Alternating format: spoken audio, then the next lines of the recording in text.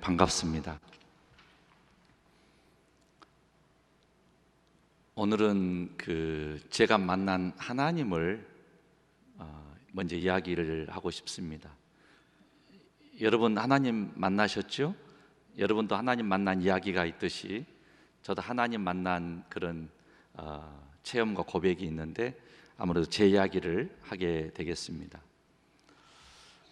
고등학교 2학년 때 교회 학생회가 있었고 학생회 제가 회장 출신입니다. 가을이 됐고 친구들이 다 이제 공부한다고 교회를 잘 안 나오고 그런 분위기였습니다. 저도 이제 고3을 앞두고 교회를 열심히 해야 되나 공부해야 되나 이런 망설임이 있었습니다. 그러는 가운데 엉뚱한 기도를 했습니다. 하나님, 지금 우리 학생회가 35명쯤 나오는데 다음 주에 50명 이상 나오면 하나님이 살아계신 거고 50명이 안 나오면 하나님이 없는 것으로 알고 저도 공부나 열심히 하겠습니다. 엉뚱한 생각이 들었습니다. 매우 유치하지만 그때는 매우 심각했습니다. 드디어 한 주 후가 됐고 예배당 문을 열었는데 50명 이상 앉아 있었습니다. 야, 하나님은 살아계시는구나 생각이 들었죠. 이유인즉은 이랬습니다. 바로 가까이 있던 이웃교회에서 학생회 원래회가 모였는데 왜 학생회가 안 될까? 우리 주변인 교회 학생회를 다니며 순방을 하면서 학생회가 부흥하도록 우리가 당분간 한 달 동안 탐방을 하자. 첫 번째 순서로 가장 가까이 있는 제 모교회로 오기로 했대요. 그래서 그 교회 학생들이 전부 다 옮겨와서 예배를 드린 거예요. 하나님은 그렇게 참 놀랍고 어처구니 없었지만 하나님 앞에 부끄럽기도 했고 그때 내 마음은 하나님은 살아계시는구나 하는 그런 고백이 됐습니다. 신학하는 동기 중에 하나가 되기도 했고요. 하나님은 살아계시더라고요. 유치하게 찾아도 만나주시고 조금 뭔가 세련되게 찾아도 만나주시고 하나님은 그러신 것 같아요. 제가 경험하는 하나님은. 여러분은 어떠세요? 신학교를 다닐 때 소개하다시피 80학번이어서 신입생 환영의 날부터 데모하기 시작해가지고 연창 데모하다가 5.18에 집에 가라 가더라고요. 학교 문 닫히고 휴교령이 내렸잖아요. 또 가을에는 2학기 시작하자마자 유동훈 열사 또 추모 예배를 드려가지고 또 마찬가지로 끌려가고 그랬잖아요. 이런저런 과정을 지내다가 2학년 1학기쯤에 이제 휴학을 하고 나중에 이제 복학을 해야 되는데 등록금이 없었어요. 집이 좀 어려웠거든요.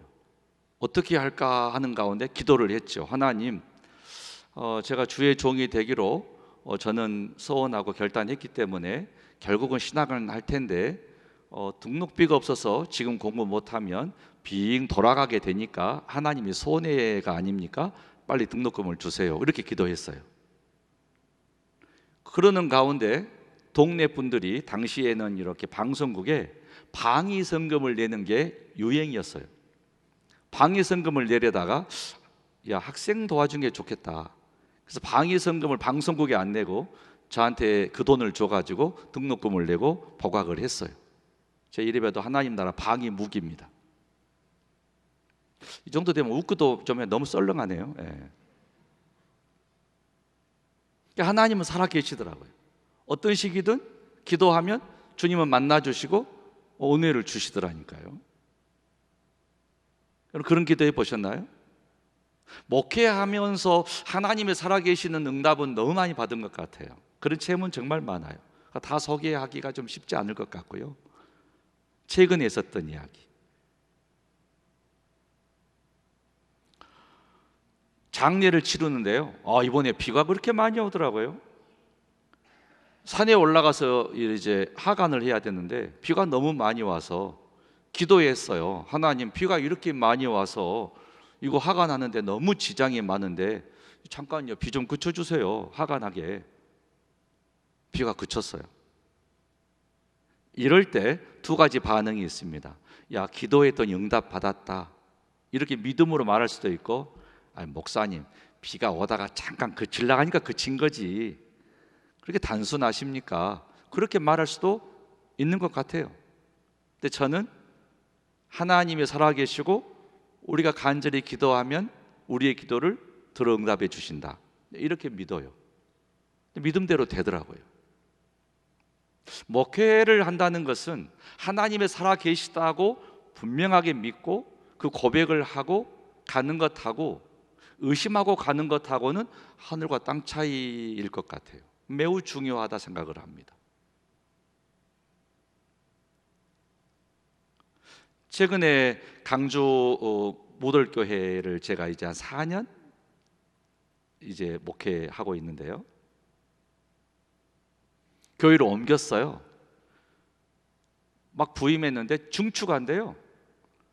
중추간데 예배당이 200 몇십 평인데 엘리베이터가 없어가지고 중축을 하는데 주차장도 없고 그 돈 없어지겠더라고요. 하지 말자고 하고 어떻게 할까 고민하다가 하나님 은혜로 강주 금남로 복판에 3,000평 빌딩이 났거든요. 그걸 샀어요. 근데 산데 어떻게 샀냐면 기도를 했어요. 하나님, 이 교회가 증축하면 돈만 헛돈 들고 주차장도 없는데 예전 낡은 건물은 다 방치되고 얼마나 손해 봅니까? 하나님께서 길을 열어주세요 하고 기도를 했었거든요. 저는 매월 1일부터 20일까지 단일 기도를 저녁에 많이 하는데요, 한 번 끝나고 두 번째 기도를 들어간 첫날에 하나님께서 보여주시는 게 있는데 큰 걸 보여주셔서 제가 하나님 은혜로 교회를 4번 지었거든요. 별로 안 놀래네요. 예. 여러분도 이제 목회해봐요. 예. 쉽지 않아요. 근데 은혜로 돼요. 그게 은혜로 돼요. 하나님 살아계시거든요. 어떻게 짓느냐? 간단해요. 교회는 내 집이에요, 하나님 집이에요? 하나님 집이잖아요. 하나님이 주인이잖아요. 주인이 돈 내요, 종이 돈 내요? 주인이 내야 되잖아요. 그렇게 기도해요. 하나님 집이, 하나님이 해결하세요. 저는 그냥 편하게 잠 자요. 잘 먹고. 하나님이 하신다 이거죠. 하나님이 하시더라고요. 박근혜 대통령 시절에 강주 금남로가 굉장히 분위기가 안 좋았거든요. 경제가 침체되고 빌딩들이 나는데 너무 싸게 났어요. 시가로 150억, 200억 드는 것인데 50억에 샀어요. 100억 가까이 줄었는데 제가 가가지고 50억에 팔아겠어요. 그렇게 말하면 빤맞인데요, 남의 재산을 안 살란 말지 100억짜리를 50억에 팔아가는 거 없다 이거예요. 목사님이니까 안 때렸지, 목사님 하면 빤맞아요 그거. 근데 한 달 동안 아무 말이 없대요. 한 달 후에 연락이 왔어요. 팔겠다고. 그래서 샀어요, 은혜로. 그러더니 문재인 대통령이 등장하더라고요. 이전 교회 건물이 값이 많이 올랐어요. 또 그걸 또 좋은 값에 팔았어요. 그래 옮겼잖아요. 제가 너무 짧게 이야기했지만 그 과정 속에 왜 눈물이 없었겠고 왜 기도가 없었겠어요? 근데 제가 얘기하고자 하는 핵심은 이런 거예요. 오늘 길게 말할 수 없으니까 핵심은 하나님은 살아계시고 주의 종들의 눈물의 기도를 들으시고 성도들의 기도를 들으시고 반드시 응답해 주시더라 이거죠. 그러니까 목회를 시작할 때 하나님은 살아계시다고 하는 신앙 고백을 분명히 하고 목회의 첫 발을 딛는 것하고 의심하고 딛는 것하고는 너무 차이가 커요. 이 기간에 하나님을 체험하고 만나고 그 깊은 고백 속에서, 사랑의 고백 속에서 주의 길을 가는 것이 너무 중요하죠. 저는 항상 그런 마음이었어요.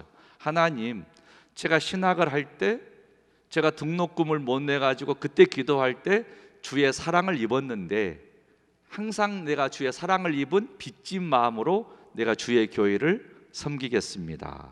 그 고백을 했거든요. 주의 사랑에 빚진 마음으로. 이 사랑에 빚진 마음으로 주의 길을 간다는 거, 이게 매우 중요한 것 같아요. 뭔가 좀 우쭐해질 수 있고 교우들이 막 우리 목사님 띄우려고 할 때 하나님이 하셨습니다.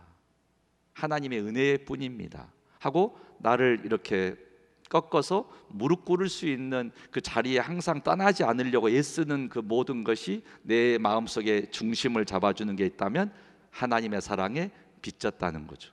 빚진 종이라는 마음, 살아계신 하나님, 빚진 종의 마음, 이게 내 목회를 쭉 걸어오면서 나를 움직이는 하나의 힘이었던 것 같습니다.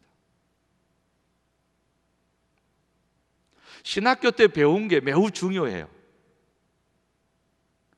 제가 신학교 때 배운 게 교회는 5가지가 중요하다고 계속 배웠거든요. 예배, 교육, 친교, 봉사, 선교. 그렇죠. 교회를 세우는 신앙 고백의 터 위에 교회가 세워지는데 이 5기둥으로 교회가 세워지는 거죠. 5기둥을 세울 줄 알아야 돼요. 예배, 교육, 친교, 봉사, 선교의 갈래가 있는 거죠. 그런 의미에서 여러분 나름의 최소의 5가지의 예배를 앞으로 나는 어떻게 할 것이고, 교육은 어떻게 할 것이며, 성도 안의 교제인 친교는 어떻게 세워가고, 어떻게 봉사를 하고, 어떻게 섬기는 교회를 만들 것인지를 구상하는 거죠. 그 매우 중요하다고 생각합니다. 제가 처음 담임 목회, 제가 강진 칠량면에 있는 교회거든요. 첫 교회에 가가지고 지금 생각해 보니까 젊었을 때는 열정으로 주일을 했던 것 같아요. 좀 열심히였어요. 겁없이 열심히였죠. 농사짓는 교우들 가정에 논두렁 밭두렁에 가서 기도해 줬거든요. 배추 농사한 집에 가가지고 막 축복을 했어요. 하나님 이 권사님 댁에 배추밭이 잘 되게 해달라고 막 기도해 줬거든요. 배추가 막 아름드리 포기가 된 거 있죠. 엄청 농사가 잘 됐어요. 값이 폭 나가더라고요. 심각한 고민이 됐어요. 그러면 그런가 보다 할 수도 있는데 제 성격은 그러지를 못했던 것 같아요. 강단에 와서 통곡하고 울었어요. 이런 억울한 일이 어디냐, 하나님이 복 주신 것인데 이 복이 되지 못했다 이거죠. 어떻게 주의 종에 축복했는데, 그래서 농사가 잘 됐는데 이게 폭락이 돼서 이럴 수가 있느냐 이거죠. 이게 정말 구조적인 문제가 있구나. 그래서 교우들한테 설교하기 시작했어요. 교우 여러분, 지금부터 배추 농사하지 말고 저랑 같이 닭을 키웁시다. 목사가 매주마다 닭 키우자고 하니까 신학교 나온 목사라님이 뭔 닭을 키우자게. 90년도에 유정란 사업을 했어요. 하나님 주신 양계법, 텃밥을 발효시키고 게살을 만들고 자연 닭을 풀어가지고 닭을 키웠어요. 지금으로 치면 계란 한 개에 1,000원은 받아야 될 거예요. 근데 유정란 사람들이 뭔 뜻인지를 알아야 이게 문제죠. 일일이 유정란을 설명하고 다녔어요. 92년도 접어들어서 우럭이 농법을 했어요. 유기농을 해야 됩니다. 우리 교우들이 참 고맙죠. 풀 뽑고 애썼더니 동네 멸구는 다 날라오고, 농사도 모르는 목사님이 이 유기농 하라고 해가지고 우리 허리밖에 고생시킨다고 농사를 지어놨는데, 그 유기농 쌀을 사람들이 귀한 건지를 알아야 문제잖아. 알아야. 모르는 거예요. 지금은 어때요? 바뀌었죠. 다 유기농 명인들 돼가지고 서울의 백화점들이 4배 값으로 싹 다 가져가 버려요. 너무 앞서니까 쉽지 않더라고요. 그런데 중요한 것은 신학을 공부했어도 주의 종들이 엎드려 기도하고 하니까 신기하게 농사도 잘 되고 닭도 잘 키워지고 우렁이 농부로 농사도 되고, 참 이게 신기하더라고요. 주의 일을 할 때 열정을 가지고 덤비면 주님이 도와주시는 것 같아요. 근데 그 열정을 가지고 이런저런 일을 많이 했어요. 농번기 타가서도 해보고, 농번기 타가서 얘기만 해볼게요. 농번기 타가서를 하는데 돈이 있어야죠. 교회가. 가만 생각해 보니까 이거 하나님의 일인데 하나님이 도와주실 일이다. 내가 돈이 없지만 하나님은 천지를 창조하신 분이니까 하나님의 돈이 없는 분은 아니잖아요. 하나님이 돈을 보태주세요. 기도했어요. 당시에 90년 초반에 서울에서 제일 뜨는 교회가 어디 교회냐면은 이재철 목사님이라는 분이 계셨거든요. 주님의 교회라고 아시죠? 나 그분 전혀 모르거든요. 근데 편지를 썼어요. 나 강진 칠량에서 목회하는 이런 사람인데 농번기 타가수를 해야 되겠는데 아이들한테 이거 한 학기에 50일, 가을에 50일 얼마가 드니까 성교비를 보내주시라고 썼어요. 편지를 내가 보냈거든요. 제 마음은 뭐냐, 성교비를 보내주면 감사하고 안 보내줘도 내가 손해를 봐요, 안 봐요? 볼 거 없잖아요. 성교비가 왔더라고요. 제가 하고 싶은 이야기는 창조주 하나님을 믿고 나가면 홍해도 갈라진다고 했는데 겁내지 말라는 거예요. 오늘 성경 말씀, 약속의 땅 가나안에 왔잖아요. 가나안 정복해야 되잖아요. 5지파는 하나님의 살아계신 말씀을 믿고 도전해서 5지파는 땅을 차지했어요. 루벤 지파, 갓 지파, 므낫세 지파, 에브라임 지파, 유다 지파 5지파는 땅을 차지한 거예요. 지금 성공한 거죠. 그런데 7지파는 주저하고 그대로 그냥 두려워서 떨고 있는 거예요.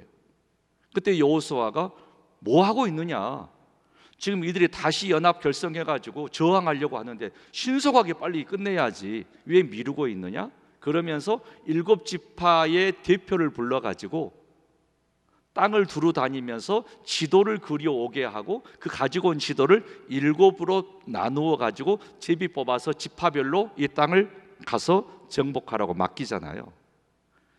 직접 발로 밟아보고 지도를 그려가지고 그 지도를 가지고 공격해서 차지해라 하고 하는 것은 뭐예요? 비전이에요.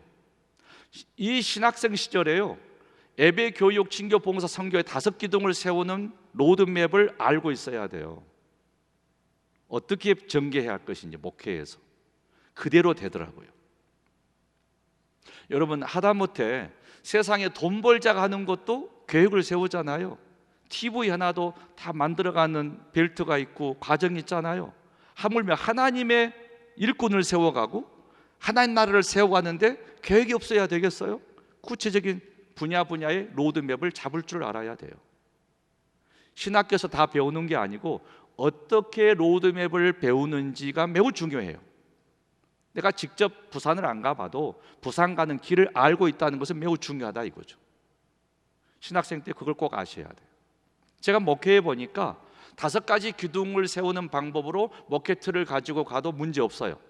근데 조금 더 좀 더 구체적으로 할 수 있다면 10가지 이야기를 해드리고 싶어요.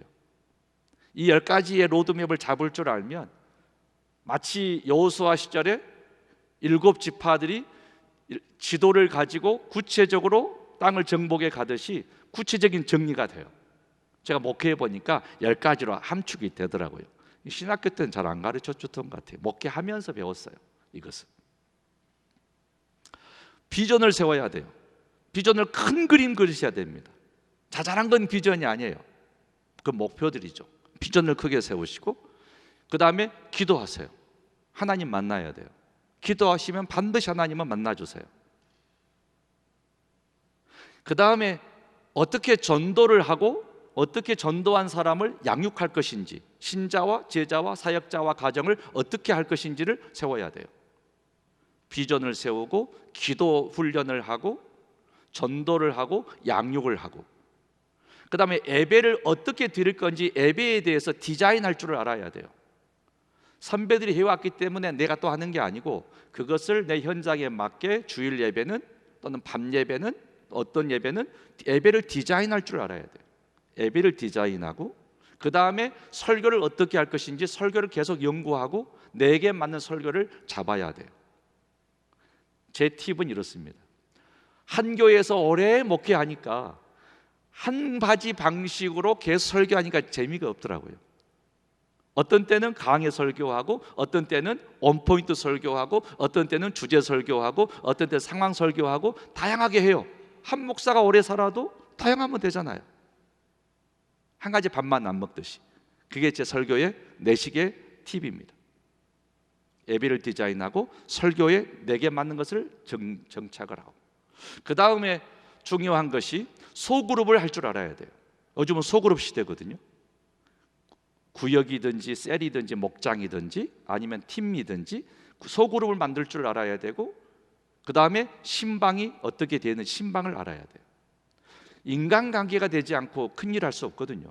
소그룹을 세우고 신방을 하고, 그 다음 중요한 것이 다음 세대예요. 다음 세대를 어떻게 세울 것인지, 그 다음 마지막은 리더십입니다. 목회자는 리더 메이커죠. 리더들을 세우는 사람. 시간이 없어가지고 끝내야 될 것 같아요. 하고 싶은 말은 너무 많지만, 선배로서 지금 제가 던져주는 몇 마디가 매우 함축적인 이야기입니다. 하나님의 살아계심을 여러분 만나셔야 되고, 그 고백으로 목회의 첫 발을 힘차게 내딛어야 돼요. 이게 큰 차이가 납니다. 5년, 10년 목회길에서 엄청난 차이가 나요. 하나님의 살아계심을 체험하고 담대하게 발을 딛고 가는 사람하고 아직도 헤매는 사람하고는 목회에서 너무 차이가 난다. 여기에서 하나님을 만나시고 깊이 체험하셔야 돼요.